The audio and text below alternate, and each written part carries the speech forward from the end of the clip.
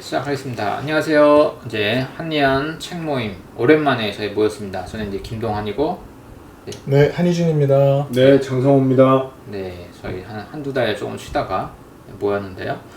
이제 9월 책 모임의 책은 이제 이스라엘 크놀의 신의 설계자들이라는 책입니다. 이제 히브리드에서 이제 가르치는 이스라엘 크놀 교수고, 신의 설계자들이라는 책이 언제 번역됐죠? 올해 초중반에 계속 좀 인기가 있었어요. 그래서 저는 개인적으로 그냥 유튜브 컨텐츠로 이 책을 조금 딥하게 살펴보고 있고, 이분의 번역되지 않는 글들과 이분 학위 논문 이런 것도 좀 살펴보면서 굉장히 흥미있게 보는 분이어서 제가 조금 추천을 했습니다.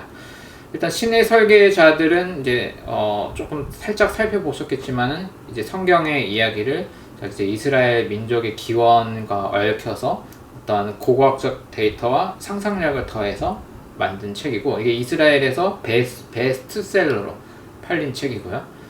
그냥 한국에서 신앙생활 하는 분이 보면은 너무 급진적으로 진보적인 거 아니야? 라고 충격을 받으실 내용이 상당히 많이 있지만, 이 학계에서는 펀더멘탈리스트, 보수주의자로 평가받아요. 번역하신 목사님이 이 책에 보면 아마 뒤쪽인가 소감할 때 그렇게 평가 얘기가 나와 있어요. 그래서 제가 이 책을 추천하는 이유는 학계에서 어떻게 되는지랑 우리 교회 현장에서 느껴지는 어떤 괴리가 잘 느껴질 수 있는 컨텐츠여서 제가 추천을 했습니다. 일단 가볍게 혹시 소감, 책을 보신 만큼만 소감 어떤지 조금 나누고 어떤 키워드를 정해서 이야기를 진행해보면 좋을 것 같아요. 글쎄요, 저같이 전통적으로 구약 성경의 역사성에 대해서 이렇게 많이 신뢰하고 있는 사람 입장에서는 이렇게 그렇게 진짜로 많이 하시는 분들은 이거 그러면 다 뻥이야? 뭐 이런 생각이 들 수도 있는 그런 책인데, 저는 개인적으로 되게 재밌게 읽었어요. 재밌게 읽었고, 그러니까 궁금하잖아요. 이게 성경이 정말로 이런 것들이 왜 이렇게 쓰여졌는가에 대해서 탐구하고 연구하는 것들은 되게 바람직한 현상이라고 저는 생각을 하고, 또 그 바람직한 연구에 의해서 또 우리의 합리적인 의심이나 합리적인 생각들이 또 그것이 그렇게 잘못된 것들이 아니다라는 것들에 대해서 또 인정받게 되어지고, 그리고 또 더 자유롭게 신앙을 또 탐구하고 연구하는 것이 우리의 기본적인 삶의 자세가 아닌가. 너무 닫혀있게 이거 아니면 뭐 아니면 도다라고 얘기할 수 있는 건 아니지 않는가. 그런 의미에서 우리가 그냥 즐겁게 읽어볼 만한 책이 아닌가 이런 생각을 합니다. 혹시 목사님 어떠셨습니까? 이스라엘의 발명이잖아요. 이스라엘 자체가 여호수아서나 이런 걸 보더라도 기존에 팔레스타인 지역에 원래 있던 사람들과 그 지역 안으로 들어온 떠돌이들이 함께 만나서 연대체를 이루어서 그 지역을 다시금 재정복하면서 생긴 나라가 이스라엘. 뭐 이렇게 간략하게 설명을 했던 걸로 기억을 하고, 저는 거기에 상당 부분 많이 동의를 했었거든요. 근데 이 책에서 매우 고마웠던 부분은 뭐였냐면, 이스라엘이라는 나라가 일단 단일한 민족이 아니라는 얘기를 다시 꺼내면서, 단순히 제가 이해하기로는 두 민족 정도로, 두 민족의 연합으로 생각했는데 그것이 아니라 셋, 아니면 더 될 수도 있겠죠. 그것이 하나로 이렇게 모아졌다는 이야기들이 책에서 나올 때 되게 반가웠고, 그것이 주는 성경을 읽을 때의 자유도가 훨씬 높아질 수 있다 생각을 하게 됐죠. 일단 그 얘기부터 하죠. 이 이스라엘 크놀 교수가 이제 고고학적 데이터를 가지고 상상을 하는 건데, 이제 세 가지 집단이 이제 같이 하는 걸로 하잖아요. 그걸 그냥 책 내용을 잠깐 요 부분만 설명을 드리면, 책에 71쪽에 나와 있는 내용이에요. 그래서 고대 이스라엘의 유전자 코드라는 이제 그냥 뭐 과학의 언어 비유로 가져와서 우리 지금 이스라엘 공동체의 기원이 어떻게 될까 할 때, 첫 번째 가장 큰 집단은 이제 그 위쪽에 북시리아 쪽의 하란 출신의 이제 전쟁 피난민들이다 거기 아수르에 의해서 그 북부 시리아 쪽에 사람들이 피난을 왔는데 이런 거를 그 말하는 이유는 이 북부 시리아 쪽에 있는 여러 제단 그 제사를 지내는 모습, 피를 뿌린다든지 기름 부음을 한다든지 뭐 이런 것들 고고학적인 데이터를 가지고 추론을 하는 거예요. 아, 연속성이 이렇게 되어 있구나. 목축업이나 농업이 어떻게 되어 있냐. 이제 와서 그 고고학 데이터를 보면서 볼 때 아, 하란 쪽에서 하란의 난민들이 이제 가나안으로 내려오면서 된 사람들이 일단은 메인 그 공동체 구성원으로 한 파트가 있고, 두 번째는 그 이제 고고학에서는 그 이스라엘 중심 그리고 북부 쪽에 이제 기원전 1200년경에 이제 그 마을 집단촌들이 있어요. 네, 그게 고대 프로토 가나안이 프로토 이스라엘이 고고학적으로 그쪽에 살았던 사람들이 최초 데이터거든요. 그 전에 사실 없어요. 그러니까 뭐 여호수아 어쩌고저쩌고 사실 그 시대로는 증거물은 사실은 없는데 그냥 그 이스라엘 그 원래 토착민 가나안 정착민이 원래 있던 사람들일 거다. 그 이 사람들이 바로 그 전에 그 수백 년 전에 힉소스라고 이집트를 다스렸던 이방인 민족들이 있는데 그 경험들이 요셉의 스토리로 와서 그걸 품고 있는 가나안 토착민이 두 번째 파트로 있고, 세 번째가 이제 고고학에서 그 이스라엘에 따는 그 히브리인을 표현한 최초의 언어로 나오는 게 이제 메르나타 기념비라고 있는데 이집트 파라오가 거기 다 깨부시면서 하면서 거기 사람들 공격할 때 하는 그게 있죠. 그래서 이집트에서 한 몇백 명 정도가 실제로 탈출해서 어떤 집단이 아마 그 가나안으로 갔을 거고, 뭐 하비루라는 신분으로 이제 떠도는 사람들을 있을 텐데 그 사람들이 아마 지금 성경에서 출애굽으로 정리된 스토리, 그래서 어디서 탈출해서 모세 이름으로 어떤 리더와 함께 했던 그 스토리를 가지고 온 사람들은 아마 이집트에서 몇몇 사람들이 탈출했을 거고 이제 그렇게 가져갔을 거다 하면서 이제 그 아브라함 이야기부터 이제 출애굽 이야기부터 모든 이야기들을 이제 여러 피난민들과 도망자 신분의 사람들과 여러 집단들이 모이면서 이 스토리가 하나로 이제 연결되어 온 게 지금 구약의 이제 창세기에 있는 요 기원에 관한 이야기일 거다. 하란 난민, 가나안 토착민, 레위, 히브리. 그 이집트에서 나온 사람들을 레위라고 한 상상력을 붙인 건 이스라엘 크놀만의 독특성이야. 다른 학자들은 그렇게 얘기는 안 하고, 왜 레위를 쓰냐면 모세부터 해서 그 제사장 가문의 이름들이 다 이집트식 언어들이고 뭐 이런 걸 보니까 내 상상력을 더해보면 아, 이게 우리가 레위라고 하는 집단을 이렇게 생각해 볼 수 있지 않을까? 이렇게 객관적인 합리성 토대에 자기 상상력을 막 붙인 건데, 사실 이 부분은 그 이렇게 상상력을 하면 안 된다고 생각하는 학자들은 엄청 까이는 부분이긴 해요. 근데 어쨌든 거기에 이름을 붙여서 이렇게 덩어리 져서 이스라엘 공동체가 지금 토대가 이렇게 만들어졌다라는 내용입니다. 혹시 이런 설명을 예전에 좀 들어보신 적 있어요? 그 신학교 다닐 때나 없죠. 없으세요? 저는 없어요. 신학교 수업 시간에 조금 없어요. 저는 없어요.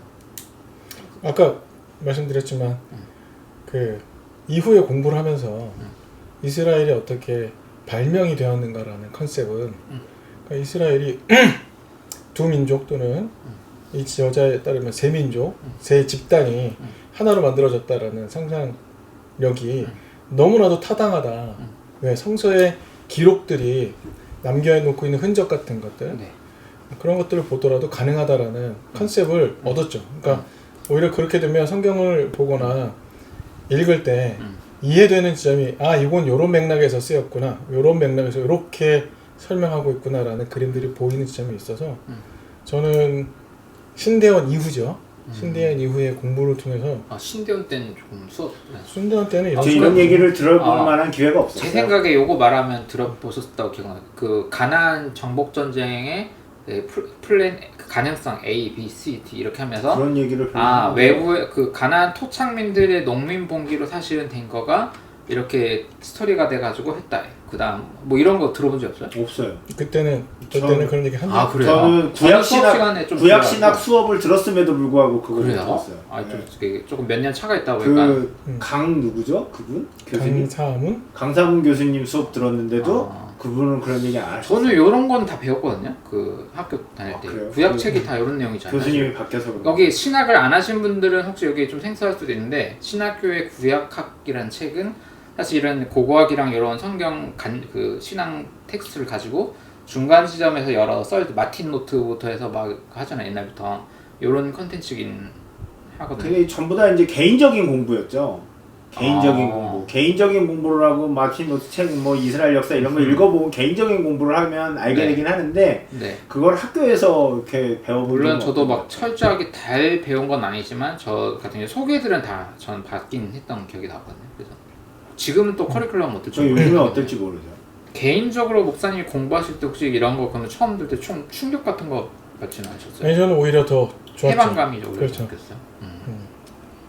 무엇보다 신명을 공부하다 보면 신명이 왜 이렇게 다른가, 왜 다른 걸 다 하나로 만들었는지, 엘로해, 야훼, 이 다른 것들이 어떻게 하나의 이름으로 합쳐지는가. 여호수아 22장 22절일 거예요. 네. 엘 엘로해 이스라엘, 엘 엘로해 이스라엘, 야훼, 죄송해요, 엘 엘로해 야훼, 왜 그 이름들을 같이 붙였는가, 이런 공부들을 하게 되면 이제 그 궁금증이 생기죠. 네. 왜 이름이 신명이 네. 정확하지가 않고 그런 그러니까 데서 오는. 여기서 한 가지만 하자면 고고학적 데이터로는 그냥 이스라엘 그 안에 요 시대에 이제 송아지 그 숭배상이라든지 뭐 이런 게 이미 다 있어서 요 분의 설명으로도 보면 이렇게 북시리아 쪽에서 원래 요거 하던 이야기에서 이렇게 발견되는 거 보고 이렇게 내려와서 융화되면서 이게 성경에 보면 송아지 하지 말라고 하잖아요. 그래서 한번 또 정리 장기가 있고 공동체 안에서 이런 투쟁과 정리와 신학화 작업들이 스토리로 들어간 거죠. 그리고 오늘 아까 맞아요. GPT 얘기했지만은 GPT에 뭐 하면 막 이해할 스토리 만들어주잖아요. 그것처럼 신앙은 사실은 여러 세대의 여러 지역의 유산들이 엉켜졌는데 이거를 하나의 스토리로 그럼 아브라함 먼저 수출하고 중간각으로 요셉 이해가 들어가고 그러니까 이게 근데 이걸 다 빼고 현대적 관가로 보면 결국 짜집기 다 뻥에 물론 이렇게 처음에 충격받을 수 있는데 그만큼 그들은 다른 배경의 여러 난민들의 사실 사람들인데 그 가나안 이야기도 결국 여기도 소개하는 사람을 보면 국제적인 그것도 기후 문제가 다시 또 들어가요. 그쵸, 맞아요. 이스라엘 핑계스타는 약간 요 전문가로 많이 얘기하는데 그래서 사람들이 막 돌아다니다가 막 요 정착하고 다시 다 피난민 난민들이거든요. 근데 이 사람들이 서로 다른 존재들이 같이 살면서 자기네들의 어떤 유산들이 이제 엉켜지면서 딱 하나로 하긴 그런데 어쨌든 하나의 신관이 만들어지는 이 오랜 기간의 약간 역사인 거죠. 우리가 얼핏 생각할 때는 아까 얘기했듯이 북쪽에서 하란 사람들 오고 가나 뭐 여기 이집트 타고 이제 피 흘리며 죽으러 싸웠겠지 이럴 수 있는데 일단 객관적 고고학 데이터로는 그건 아니어서 굉장히 융합되는데 서로 다 재난을 피해 온 사람들이 안에 이렇게 됐겠구나라고 이제 추측을 하는 거예요. 저는 개인적으로 그냥 상상력을 덮어본다면 그냥 그게 그런 걸 수도 있다고 생각이 들어요. 그러니까 사울과 다윗의 어떤 그런 것들, 그 다음에 이제 그 사사 시대의 어떤 그런 얘기들이 좀 전부 다 어떤 그런 개인적인 신들의 전쟁, 그러니까 신들의 전쟁이 그 신을 섬기는 사람들의 정치적인 투쟁이 아니었을까. 좀 그냥 그런 생각이 좀 들기도 해요. 네, 왜냐하면 그렇죠. 어떤 신을 가지고 이름을 전쟁을 했을 때 우리가 이렇게 승리했으니까 너희들이 결국은 믿어야 되는 신은 이거다라고 하는 어떤 고대의 어떤 그런 사관을 봤을 때 좀 더 그 안에서 그런 이야기들이 좀 그런 신을 가지고 하는 정치적인 투쟁들이 아니었을까 이런 상상력을 좀 가져볼 수도 있을 것 같아요. 그러니까 초반 얘기는 아니야. 그거 이제 유일신 이야기는 뒤에 아크나톤 그 신화하면서 유일신은 이게 약간 국가 시스템에 대해서 기원전 7세기 약간 요쯤 될 때 그때 약간 하나로 정리된 얘기거든요. 근데 앞부분에 요 초반 여러 민족들이 막 이거는 그렇게 정치적 개념이라기보다는 여기의 스토리, 여기의 스토리가 이렇게 융합되는 약간 그런 느낌이고 그래서 그 뒤에는 이제 유일신교의 형성 얘기는 뒷부분에 조금 있죠. 근데 이제 긍정적으로 보면 하나로 이 모임들이 통합화돼서 민족 국가가 되는 단계인데 부정적으로 보면은 이건 많은 역사학자나 이제 정신분석가나 다 얘기하는 건데 그게 가장 폭력성이 똑같이 얘기하긴 해요. 그러니까. 근데 이제 적어도 이 기원의 단계에서는 이 안에서 전쟁 그런 느낌은 아닌 걸로 보여요. 이분이 묘사하는 방식. 왜냐하면 다 난민들이어가지고. 그러니까 이 땅을 뭐 우리 땅이니까 너 오면 죽어 뭐 이런 개념이 아니라 하란의 제사와 예전 양식이 오고 저 이집트에서 그 힉소스 전승이 또 오고 근데 이게 아브라함부터 야곱의 하나님, 아브라함의 하나님 막 야곱의 하나님이 그 위에서 내려온 하란 시리아에서 내려온 걸로 가거든요. 야곱도 되게 그쵸. 중요하잖아요. 그러니까 여러 그 모든 지역의 이야기들이 되게 평화롭게 하나의 창작물로 재구성되는 느낌이고, 근데 이제 유일신으로 베타성이 나는 건 조금 나중 왕정 시대에 이제 그렇게 또 발전되는 그런 흐름입니다. 일단 요게 첫 번째 고대 이스라엘의 정치성에 관한 걸로 이제 첫 번째 파트인데, 혹시 여기 또 추가적인 코멘트 있으면 조금 더. 저는 그 430년에 대해서 설명하는 과정도 되게 재밌더라고요. 그러니까 이제 기본적으로 요셉이라는 사람을 통해서 그 힉소스 왕조가 이제 이집트를 점령한 거잖아요. 그러니까 요셉 시대에 이집트를 점령해버린 거잖아. 이 사람 얘기로. 요셉 시대가 아니고 고대의 이야기인데 그게 요셉의 이름으로 스토리화 됐다고. 그러니까 스토리화 된 거잖아요. 네.